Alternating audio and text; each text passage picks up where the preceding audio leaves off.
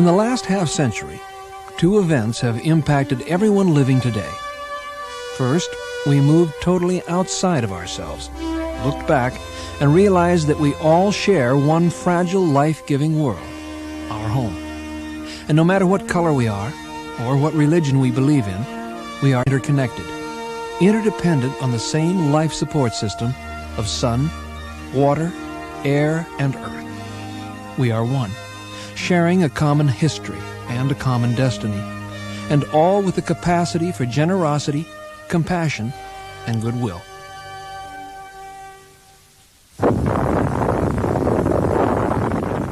The second event has placed our world and all of its people at risk of extinction.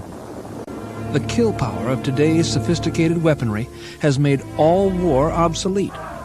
And yet men, women, and children are dying today, in 40 wars raging the world over, as nations still attempt to resolve their differences with violence.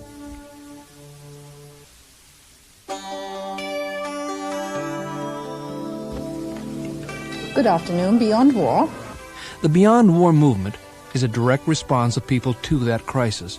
People everywhere who believe that we can change the way we think about war and violence, that we can resolve ancient enmity, and learn to cooperate to conquer unmet basic human needs, that we can use our collective genius and the resources of our earth for the well-being and universal rights of all nations, all races, and all religions.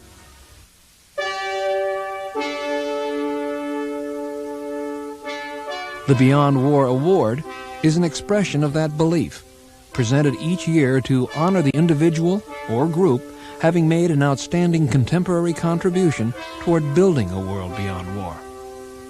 The first award was given to the National Conference of Catholic Bishops, USA, for their pastoral letter, which asked that the world say no to the weapons of mass destruction. In 1984, in the first live television space bridge between San Francisco and Moscow, the award went to the International Physicians for the Prevention of Nuclear War, the IPPNW, for educating the world that nuclear war is not survivable. 3,000 people attended the event in San Francisco, 800 in Moscow, and 90,000 watched on television. The program was later rebroadcast on PBS and Soviet TV and seen by more than 1 million viewers. In 1985, in a historic live television link-up circling the globe, the Beyond War Award was given to the Five-Continent Peace Initiative, the heads of state of Mexico, Sweden, Greece, Argentina, Tanzania, and India, for their call to the people of the world for a universal demand in defense of our right to live. Millions of people in the 5 continents viewed either the live telecast or subsequent rebroadcasts. In 1986, the award went to the Contadora Group, Colombia, Mexico, Panama, and Venezuela, for their efforts toward the resolution of conflict in Central America. The public's encouragement of the Contadora efforts helped pave the way for the Arias peace plan, and subsequently the Guatemala Peace Accord. In 1987, the honor went to 120,000 current and returned volunteers of the Peace Corps for their 26 years of promoting world peace, understanding, and friendship in more than 90 countries. Thousands of former and present volunteers attended the telecast all over the country, and the program was seen on cable stations, PBS, and satellite downlinks all over the United States. Nominations for the Beyond War Award are received from all over the world. They come from ambassadors to the United States or United Nations, from corporate leaders, religious leaders, the foreign and domestic press corps, university and college presidents, and other international leaders. The general public is also invited to participate, with special ads run in selected magazines. And more than 20,000 copies of the Beyond War newsletter include a special insert inviting nominations. More than 200 different individuals and groups were nominated for the 1987 award. Then a research team goes to work, thoroughly investigating each nomination, reviewing all available background materials, evaluating, and making recommendations. Finally, the list of nominees is submitted in a nomination information booklet prepared for each member of the Beyond War Selection Committee. This committee has drawn on distinguished men and women from throughout the world, former heads of state and first ladies, ambassadors and advisors, educators and scientists, Nobel laureates, authors, religious, corporate, and social leaders. From its inception, the selection committee has been honored with people whose own lives and actions demonstrate a deep concern for the quality and continuance of all life on Earth. It always gives me enormous pleasure to see the number of people that are being considered for this award and to realize how much good is actually being done. And I think although one is aware of efforts by many groups and many people around the world to foster understanding and to foster peace, the brochure brings it all together and makes one focus and think and evaluate. And I find that a very useful exercise for me and a very positive experience. Through the miracle of space-age electronics, our world has become smaller. We are now able to bridge oceans and continents instantaneously. The voices of Africa blend with those of Europe and the Soviet Union, and then join those of South and North America, harmonizing in one global voice, singing one song for all people. Since its creation, the Beyond War Award has brought the leaders and people of 11 countries face to face with the rest of the world. Hundreds of millions of people making friends across tens of thousands of miles, witnessing and reaffirming each other's hopes, dreams, and visions, and encouraging their continuing efforts toward a world free of injustice and violence. 11 countries, a new beginning. And now to reach out to all the others as we work together to build a world beyond war.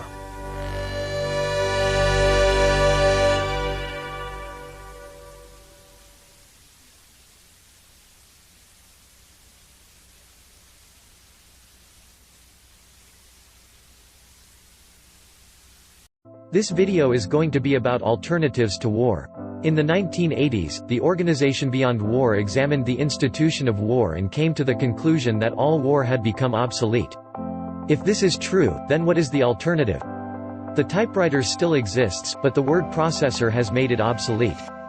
The horse and buggy still exists, but the automobile has made it obsolete. Phone booths and landlines still exist, but the mobile phone has made them obsolete. So what is the alternative to war? It's not a new jet, or weapon, or satellite or bomb. It's not a treaty, or law, or regulation or leader. And it's not a technology, although this will help. The alternative to war is relationship. Here is a quote from September 11, 2001, which sums up this truth. The only reliable resource for security in the world today is relationship. When relationships are healthy, you don't need any military to protect you. When relationships are unhealthy, the largest military in the world won't keep you safe. So what would a relationship-based security system look like? What are the specifics? Remember, in order to work, the solution must be complex, involve new thinking, and be relationship-based. Here are some aspects to the solution. They comprise, through their interactivity, a viable, cultural, alternative to war. A peaceful attitude. Open communication. A flag of the world. Group thinking. An expanded identity. An expanded level of concern. Global patriotism. International conflict management. Negotiation. Scientific collaboration. Sister city programs. Sister schools. Student exchange programs.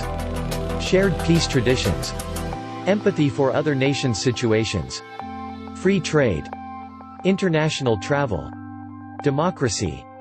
Arbitration. A new, shared, definition of what it means to be a soldier.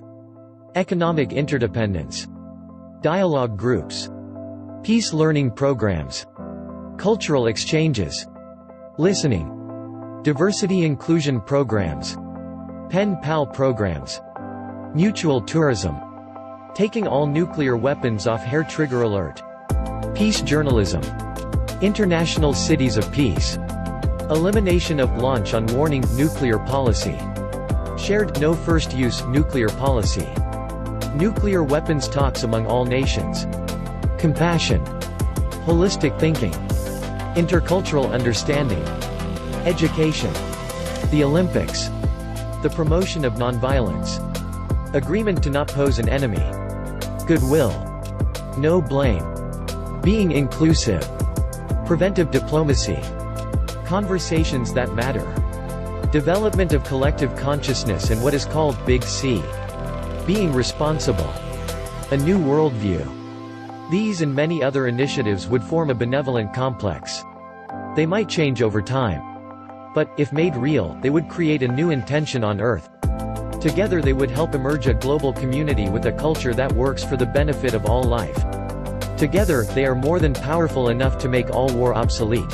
This video is going to be about reciprocal survival. Human history has reached a tipping point. The underlying context of this critical moment is the concept of reciprocal survival, a term that imparts the idea of mutual survival, where every entity in a system depends on the survival of the other for its existence. With examples like the Israel-Hamas war, the conflict in Ukraine, and the overarching global climate crisis, reciprocal survival has never been more important. This video aims to discuss and emphasize the importance of reciprocal survival for the sake of humanity. We hover at a critical juncture in our history, a juncture where war is obsolete and we are facing serious threats to our existence, especially from the climate crisis. Organizations such as LoveShift, Beyond War, and the Foundation for Global Community have spearheaded efforts towards this new, transformative way of thinking. These entities propagate the need for us to perceive and respond to our world differently if we want to secure our survival. Survival is an instinctive element of life. From primitive times, every organism has been hardwired to fight for its survival. However, the survival strategies of the past, characterized by selfishness and a «me above all» mentality, are not feasible anymore. The entangled connection among global societies and ecosystems necessitates a shift towards mutual survival, where we prioritize the existence of the other, as a condition for our own survival. Reciprocal survival deals with coexistence that furthers mutual growth and survival. An essence of this approach is that the survival of one entity positively affects the survival of another. This reciprocity, a cycle of giving and receiving, necessitates the survival of all for the survival of one. Applying the reciprocal survival principle eliminates the need for war and violence. Situations such as the Israel-Hamas conflict, or the war in Ukraine, are antithetical to the idea of reciprocal survival. If every entity depends on the survival of the other for its existence, then harming another entity compromises one's own survival. A practical demonstration of reciprocal survival can be seen in ecosystems. Here, species depend on each other for survival. Any disruption in this balance, such as extinction of a species, affects the entire system. Similarly, the approach calls for humans to understand their co-dependence on each other and the Earth. This notion extends to and is crucial in tackling the global climate crisis. Our planet doesn't merely serve as a platform for human existence. Human existence is intertwined with that of the Earth.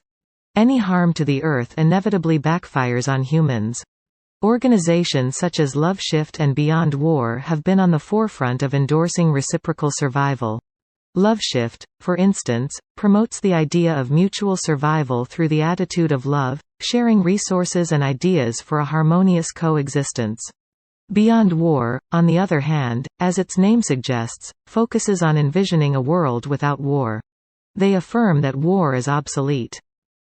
In a world interconnected and interdependent, violent strategies of survival are not just morally reprehensible but also practically unsustainable. What reciprocal survival encompasses is a paradigm shift in approaches. Individual survival is replaced by collective survival, competition by cooperation, and fear is embraced by love. It is a call for the entire human race to transcend their tribal instincts and see the world as one. The idea of reciprocal survival does not merely involve biological survival but also involves thriving. It is not about mere existence, but about creating an environment where everyone can grow and flourish. It requires us to not just tolerate but appreciate diversity, converting the global society into a support system. Reciprocal survival does not mean the eradication of individuality or denying one's own survival. Instead, it means broadening our perspective to include the welfare of others in our definition of personal well-being. To demonstrate, for human beings to survive, it is essential we ensure the survival of Mother Nature, its various plant and animal species, environment, etc. Consequently, reciprocal survival can be a solution to the raging climate crisis. To practically implement reciprocal survival in the face of climate crisis, it's important to come up with certain action steps. These are measures we could collectively take to further this principle. Accept responsibility. Acknowledge that human activities have influenced the climate crisis and accept shared responsibility in resolving it. Educate and disseminate. Use platforms to educate people about our dependence on nature and the need for its preservation. Advocate for policies. Influence policies that not only prevent further environmental damage, but also reverse harm done. Support and participate in conservation. Actively support and participate in conservation efforts. The concept of reciprocal survival increases our understanding of mutual dependence. It implores us to replace our us versus them mentality with an us with them approach, recognizing that our individual survival is tied with the survival of others. To facilitate the implementation of reciprocal survival, it's important to foster mutual respect and understanding among different communities. In the context of wars, such as Israel-Hamas or the conflict in Ukraine, dialogue and negotiations should replace destructive warfare. Nonetheless, a shift to reciprocal survival cannot be abrupt. It involves a gradual process of relearning, exploration, and attempts. More importantly, it requires the willingness to challenge existing systems and structures. This task is easier said than done. It demands radical transformations in fields ranging from education to politics. However, the complexity of this task should not deter us from attempting it. Rather, it should inspire every one of us to rise to the occasion. We need to educate people, especially the younger generation, about the idea of reciprocal survival. They need to be taught that survival doesn't have to be a zero-sum game and that it is possible for all to survive and thrive together. In the political spectrum, leaders need to navigate beyond their nationalistic tendencies to work collectively for the global good. Instead of resorting to warfare or conflicts, they should seek peaceful negotiations and collaborative actions. Corporates and businesses also have a significant role in promoting reciprocal survival. They need to understand that their survival is dependent on the survival of the planet and the people. They need to adopt sustainable practices and contribute to the welfare of society and environment alike. The principle of reciprocal survival encourages us to see ourselves not as isolated beings but as parts of a larger system. A change in the system affects all its parts, and a change in a part affects the whole system. LoveShift, Beyond War, and similar organizations are stepping stones in this profound shift. They are crafting an understanding that survival is not meant for the fittest, but for those who understand the concept of shared existence. As a global community, it is our responsibility to understand and integrate this principle into our lives. We need to believe in a world that is synergistic and harmonious, where total happiness exceeds individual happiness. We need to acknowledge that all entities share a mutual fate. If the Earth suffers, we suffer. If a war breaks out, there is no ultimate winner. When one part of the interdependent system fails, the whole system is at risk. Overall, implementing reciprocal survival is about considering a long-term view of life. Currently, we're often governed by short-term gains leading to harmful consequences for our global society and the planet. Reciprocal survival asks us to rise above this impulse and look at the bigger picture. It is essential to understand that though this shift will be difficult and require large-scale changes, the result would be a world in which everyone and everything can survive and thrive. That's the kind of world we owe to our future generations. The idea of reciprocal survival is also a strong reminder that our survival is not guaranteed. Our existence depends on our actions and attitudes.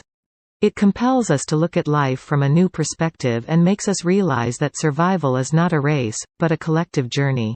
Reciprocal survival seeks to replace fears with hope, scarcity with abundance, distance with proximity, and conflicts with cooperation. It provides a solid solution for building not just a surviving world, but a thriving one. Reciprocal survival compels us to redefine our values. It's not about accumulation, but about sharing. It's not about dominion, but about caretaking. It's not about the survival of the fittest, but about the survival of all.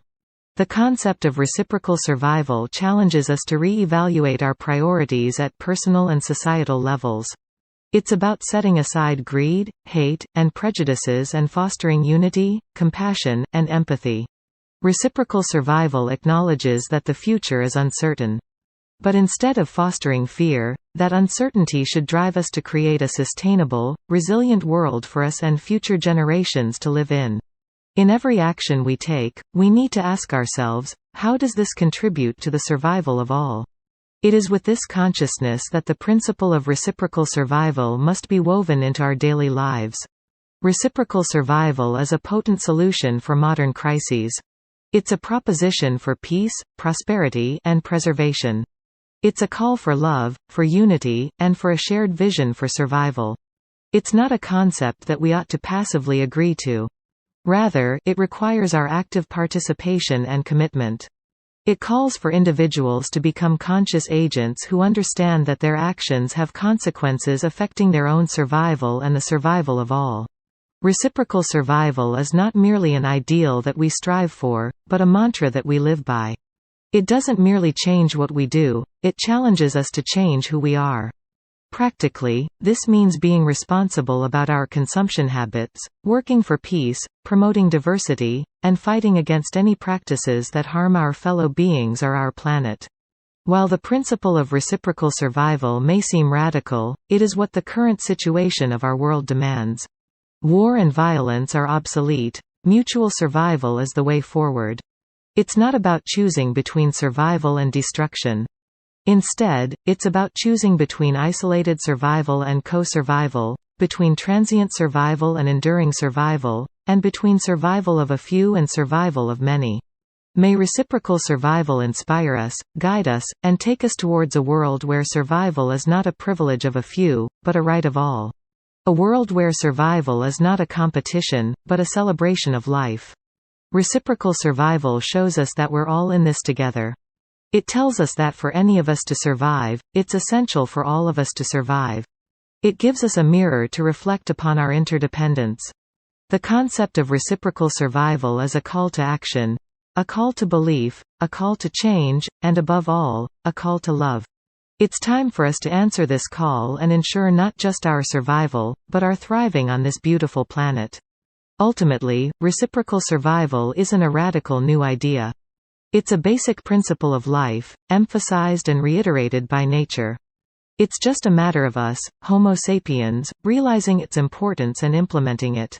May we bravely advance towards a future characterized by love, harmony, prosperity, sustainability, and above all, reciprocal survival. In the grand theater of the cosmos, one small blue planet spins in an eternal ballet with the Sun, harboring a species that has the potential for unparalleled greatness, or total self-annihilation.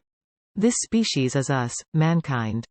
As we teeter on the edge of monumental crisis and opportunity, one principle is becoming exceedingly transparent: the essential power of collaboration.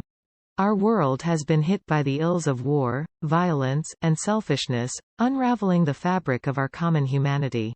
It's apparent that survival hinges not on the survival of the fittest, but on the survival of the most collaborative. The bricks for our shared future foundation will be not of steel and stone, but of dialogue, understanding, and compromise. The underlying causes of war are multiple and complex. They often intertwine, drawing from social, economic, and ideological fields. Greed, hunger for power, and intolerance are often at the core. These attributes calcify into egoism, impeding our capacity for tenderness, understanding, and collaboration. History has seen an often repetitive chorus of wars, colored by the hues of selfishness. Selfishness breeds a narrow perspective, kindling an us versus them mentality. But now, the need for a shift from selfishness to love and understanding is more pressing than ever. How do we navigate past the dark alleys of our darker instincts? The answer lies in wielding the essential power of collaboration. Collaboration can act as the potent antidote to egoism. It fosters thinking about us instead of me or them, promoting collective effort towards common objectives. Collaboration empowers people to share knowledge, resources, and skills. It enhances problem-solving capabilities and accelerates innovation. It catalyzes the pool of diverse perspectives, sparking new solutions, and propelling societies forward. Moreover, collaboration helps in bridging the chasms of religious, racial, and social divisions. It nurtures empathy, paving the way for collective growth. In the face of today's global challenges, climate change, pandemics, economic inequality, no single nation or person can stand alone. It's not enough to simply coexist. Unity is no longer an option but a necessity. Collaboration is not a choice, but a survival imperative. Strengthening collaboration among nations, communities, and individuals is a stepping stone to global stability and the well-being of humanity. Furthermore, collaboration could also mark the birth of a world beyond war. When nations come together to collaborate, they share common aims, value diversity, and promote mutual respect. Such a world could foster peace and preempt conflict.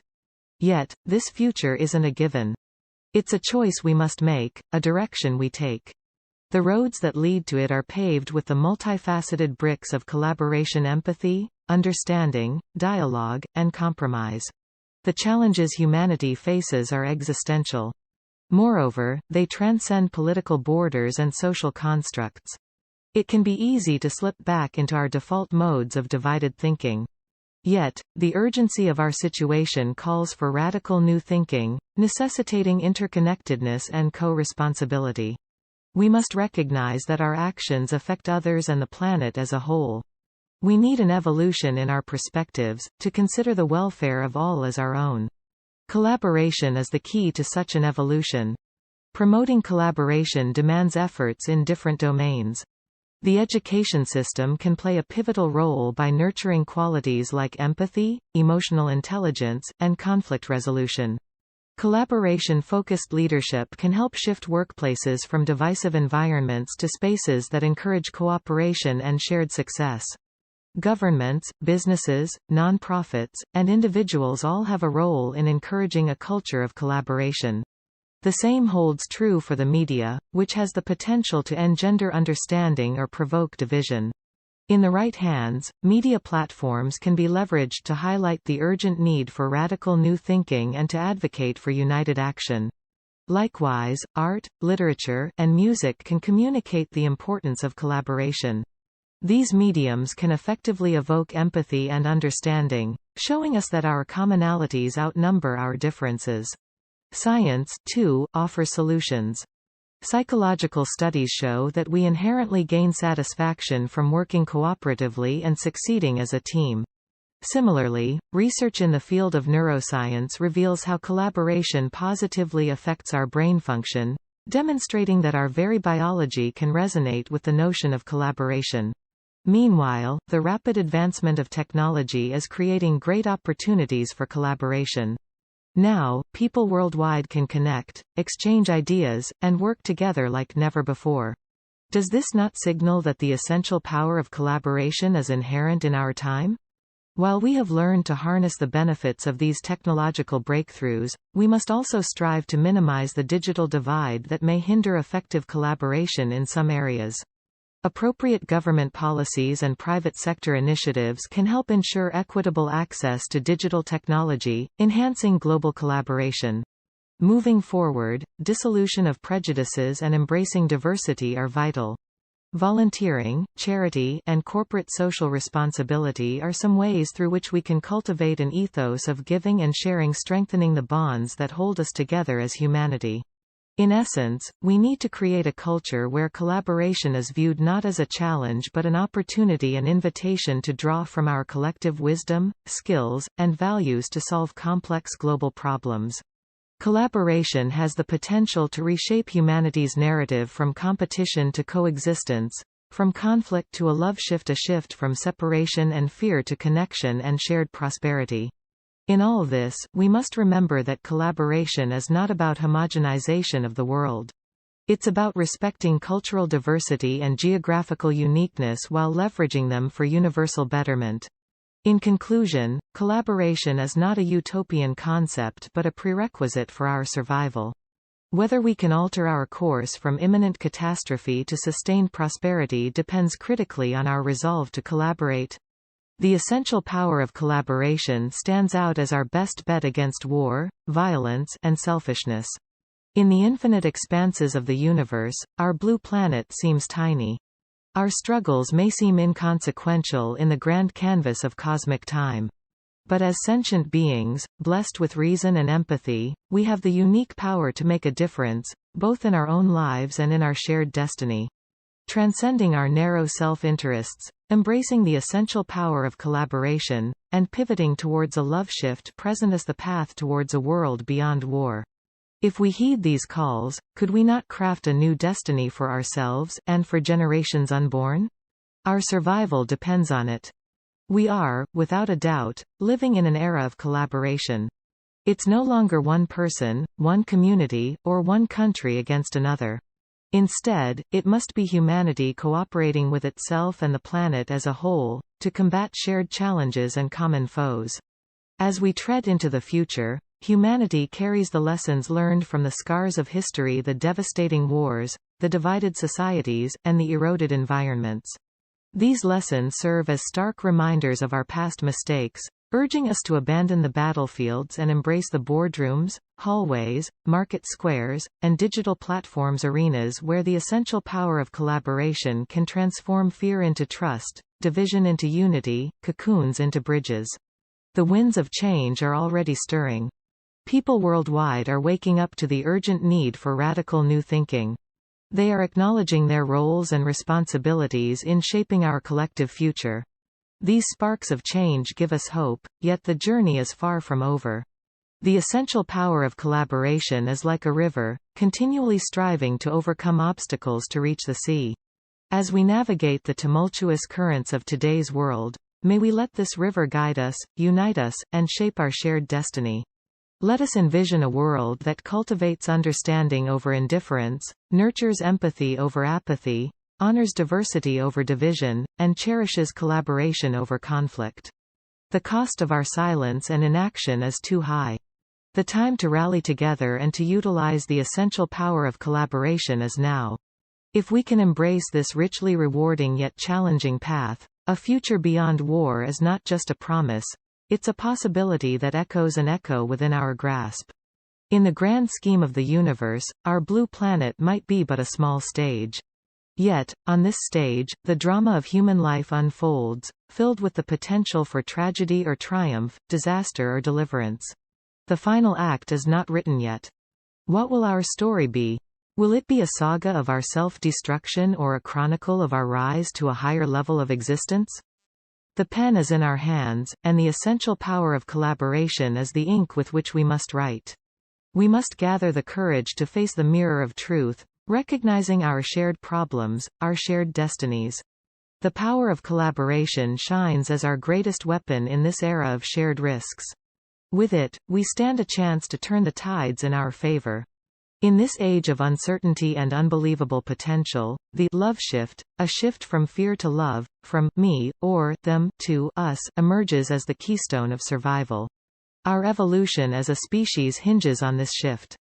If we nurture the seeds of collaboration in our hearts and minds, the fruit we bear will be a society beyond war, a world where unity, harmony, and understanding form the framework of existence, a world where love outshines fear. Therefore, as global citizens, let us take the mantles of responsibility and cooperation.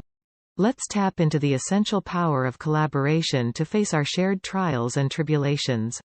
May we mend our divisions, appreciate our diversity, celebrate our oneness, and above all, reinforce the bonds of our shared humanity. In the end, we must remember that our survival isn't founded on segregation but integration, not on dominance, but on collaboration. The essential power of collaboration can lead us from the edges of despair to the shores of hope. May we remember the sanctity of the journey, honor the unity in our diversity, nurture the love in our hearts, and embrace the power of collaboration. May we write a tale of survival against all odds, armed with the potent pen of collaboration. As Carl Sagan once said, our planet is a lonely speck in the great enveloping cosmic dark. In our obscurity, in all this vastness, there is no hint that help will come from elsewhere to save us from ourselves. Yes, it is us who stand as both the architects of doom and the artists of hope. So, let us take the urgent need for radical new thinking seriously. Let us unfold the essential power of collaboration and embark upon a shift towards a world beyond war. For you, for me, and for the generations to follow, this journey is not just the epitome of hope, it is the essence of survival. As humans, our highest purpose is to discover, live and communicate what is needed to achieve a world that functions for the benefit of all life. Our home is a water planet called Earth, which is cradled in a universe of incredible beauty, mystery, and unfolding drama. We now know that everything from the largest galaxy to the smallest particle is part of one unified, interconnected, interdependent whole. Each of us is important and unique. However, at this moment in history, we are being called to set aside narrow self-interests and to act with integrity, consciousness, and a spirit of goodwill. Recognizing our common destiny, we need to envision a world in which love becomes the prevailing human function, cooperating together with all cultures, races, nations and religions to become as wise and loving as the system that produced us. The time is right for us to make a change. Love shift. Working together, we can make a difference.